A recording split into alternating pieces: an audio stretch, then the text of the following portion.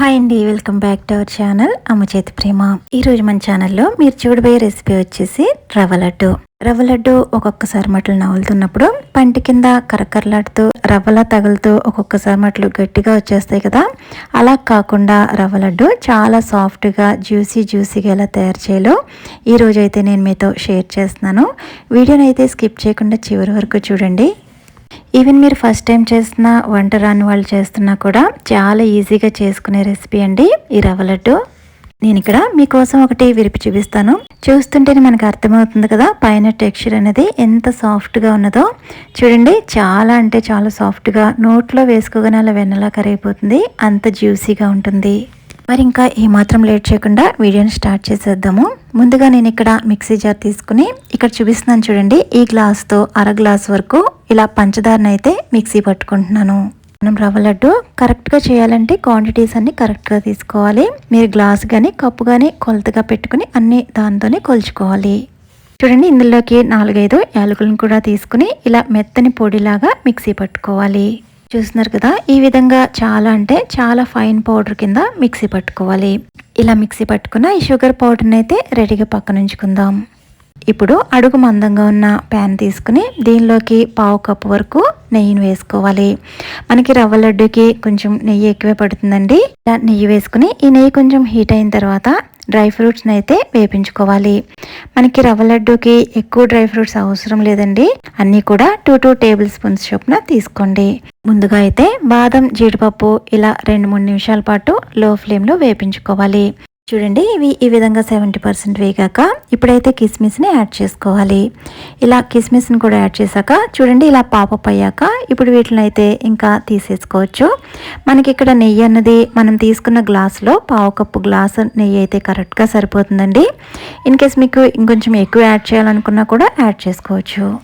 చూడండి, ఇలా నెయ్యి మిగిలింది కదా, దీనిలోకి ఇప్పుడు 1 కప్పు వరకు బొంబాయి రవ్వను అయితే వేస్తున్నాను. అదేనండి మనం ఉప్మా చేసుకుంటాం కదా, ఆ రవ్వను అయితే యాడ్ చేస్తున్నాను. ఈ రవ్వనే సూజీ అని కూడా అంటారండి.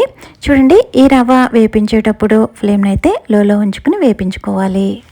రవ్వ వేపేటప్పుడు ఏమాత్రం పక్కకు వెళ్లకుండా దగ్గరుండి వేపించుకోవాలండి.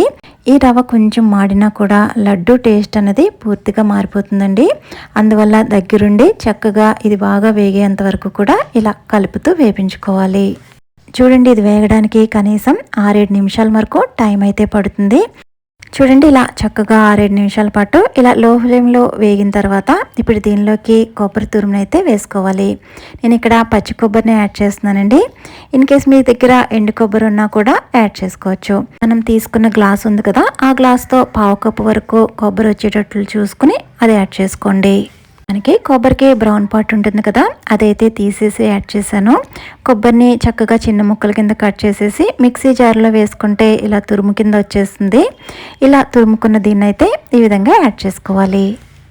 ఇలా కొబ్బరి వేసుకున్న తర్వాత మరో 4 నిమిషాల పాటు లో ఫ్లేమ్లోనే వేపించుకోవాలి. చూడండి, ఇలా కొబ్బరి రవ్వ చక్కగా వేగిన తర్వాత ఇప్పుడైతే దీన్ని ప్యాన్ నుంచి తీసేసి వేరొక ప్లేట్లోకి వెంటనే ట్రాన్స్ఫర్ చేసేసుకోవాలండి. ఇలా ప్యాన్లోనే దీన్ని ఉంచేస్తే అడుగున మాడిపోయే ఛాన్స్ ఉంటుంది కాబట్టి ఈ విధంగా వేరొక ప్లేట్లోకి ట్రాన్స్ఫర్ చేసేసుకోవాలి. ఇప్పుడైతే దీనిలోకి మనం మిక్సీ పట్టుకున్న షుగర్ పౌడర్ ఉంది కదా, దాన్ని అయితే ఇప్పుడు యాడ్ చేసుకోవాలి. ఇలా షుగర్ పౌడర్ అంతా వేసేసుకున్న తర్వాత మనం డ్రై ఫ్రూట్స్ని వేపించుకుని పక్కన ఉంచుకున్నాం కదా, వాటిని కూడా దీంట్లో వేసుకోవాలి. చూడండి, ఇలా అన్నీ వేసుకున్న తర్వాత ఇప్పుడైతే బాగా కలుపుకోవాలి.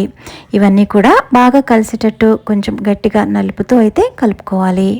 చూడండి, రవ్వలో పంచదార పొడి అలాగే డ్రై ఫ్రూట్స్ ఇవన్నీ కూడా బాగా మిక్స్ అయ్యేటట్లు కొంచెం డ్రాప్ చేస్తూ కలుపుకోవాలి.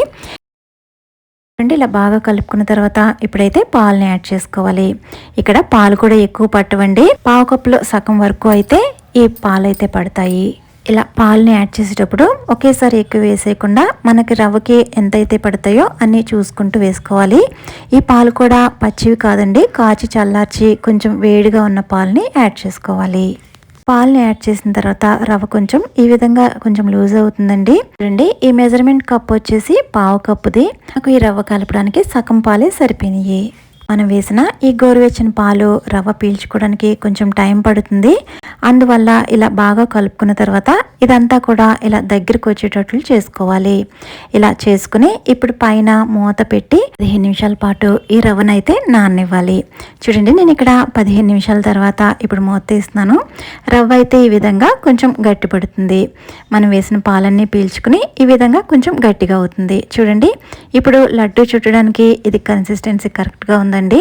ఇన్ కేస్ మీకు ఈ స్టేజ్లో కూడా రవ్వ చుట్టుకోవడం కొంచెం కష్టంగా అనుకుంటే ఇంకొన్ని గోరువెచ్చని పాలు 2 టేబుల్ స్పూన్స్ వరకు యాడ్ చేసుకోవచ్చు అండి. ఎంత చక్కగా సాఫ్ట్గా చుట్టుకుంటుందో లడ్డూల్ని ఈ విధంగా పాలతో మనం ప్రిపేర్ చేసుకుంటే ఇలా చక్కగా లడ్డూలు అనేవి సాఫ్ట్గా వస్తాయి. ఇవైతే 2 వారాల వరకు స్టోర్ అయితే ఉంటాయి. మరైతే ట్రై చేస్తారు కదా. ఈ వీడియో నచ్చితే లైక్ చేసి సబ్స్క్రైబ్ చేసుకోవడం మర్చిపోవద్దు. Thank you for watching.